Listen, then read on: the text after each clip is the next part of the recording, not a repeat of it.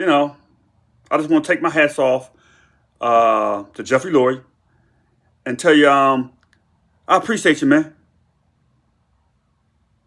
I appreciate you, my boy. I hope you hear this. I got to get something off my chest. A friend of mine advised me it'd be a good idea, told me to go ahead and do that, so I'm giving it a shot. I'm a long-time Eagles fan.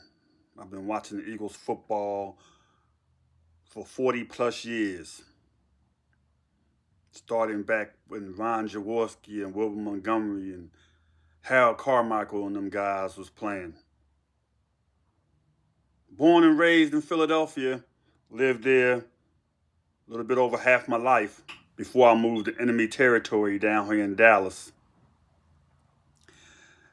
I had intentions to get on here anyway, just to give Jeffrey Lurie his props, because I feel like, some people touch on it a little bit, but they don't really give him his flowers like he deserves. Jeffrey Lurie has actually really put the Eagles on the map. And just think about that. Before he, took over as the Eagles owner, there was pretty much a laughing stock, really. They had a few good years here and there, but they was nowhere on the map. They was like the Dallas Cowboys, basically everybody. The Cowboys, Giants, and Washington Redskins at that time.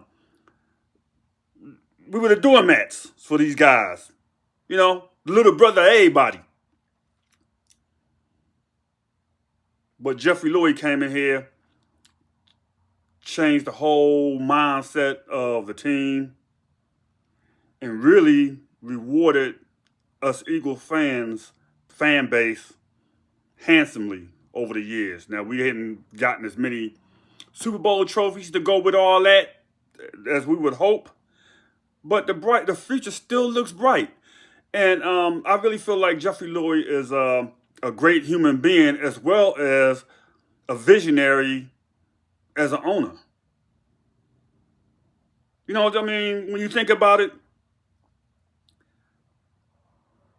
it was his vision that put on Andy Reid. He never been a head coach anywhere before that.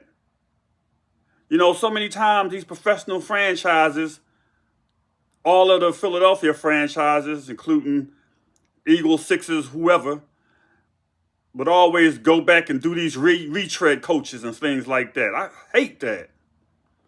But Jeffrey Lurie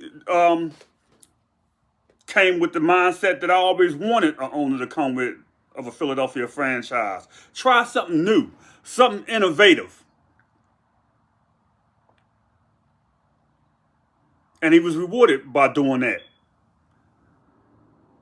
Ended up putting on a coach and Andy Reid that's a future Hall of Famer that took us to like 4 straight NFC championship games.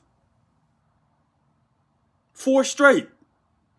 It was disappointing because we only won one of them. But just imagine if we would have won all of them. Where would the Eagles be ranked then in the history of the NFL? Then he goes over to Kansas City, and the rest is history. He sealed his fate. He's going to the Hall of Fame, no doubt, first ballot. He followed that up with the Jacksonville head coach. God, name escapes me right now.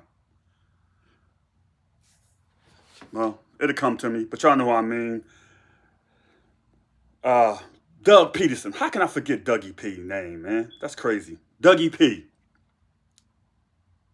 I like that coach a lot, too. Another first-time head coach selected by Jeffrey Lurie.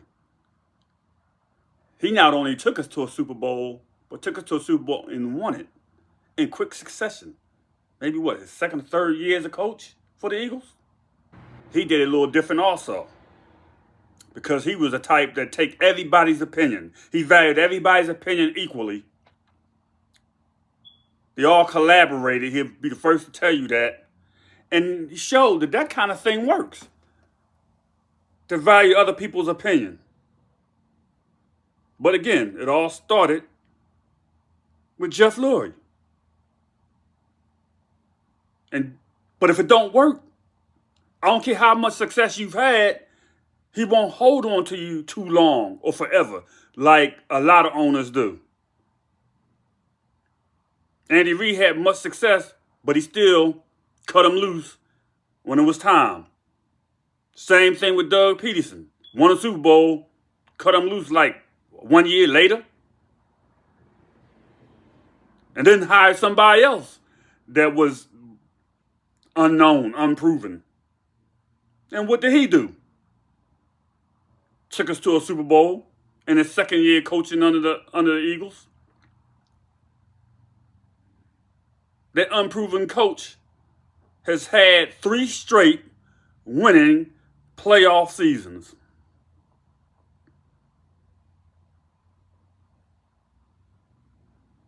One drop fumble away from probably winning a Super Bowl. So, to that end, Jeffrey Lurie deserves all his props and all his flowers, and I want to make sure he get it. Since the 2000s, since Jeffrey Lurie has been the owner, the Eagles have won 233 games. They 233 and 165-2. 15 playoff appearances since 2000. So you can say like 23 years, they only missed the playoffs 8 times.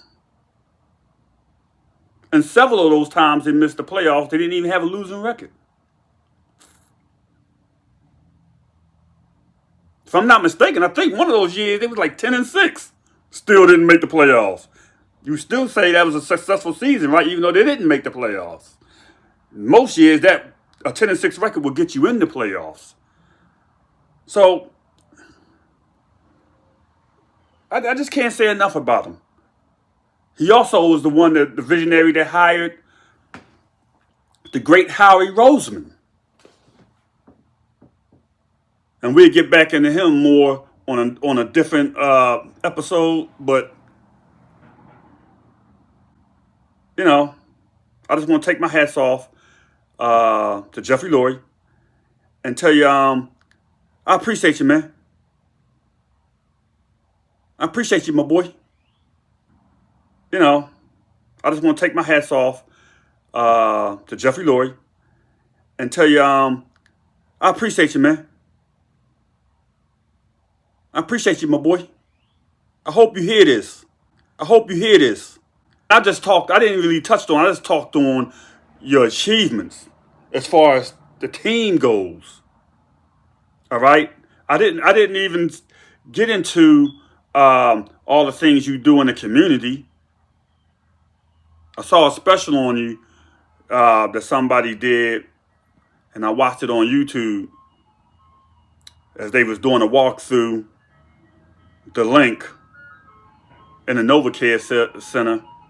And I saw all the paintings and the pictures and the photographs that you had over the wall, showing racial diversity, had Martin Luther King on the wall and things like that. The fact that you've achieved so much, but you appear to me to be really humble about it. You don't try to get in front of the camera and take all the limelight from the players or the general manager, even though the general manager get the bulk of the credit. When I know that it really starts with you, you don't even let that affect you. You could care less about that. That tells me a lot about your character, sir. So I tip my hat to you. I know you're getting up in age, and I hope that you're taking care of your body, taking care of yourself, and be in good health, and be able to hang on to the Eagles for many more years to come.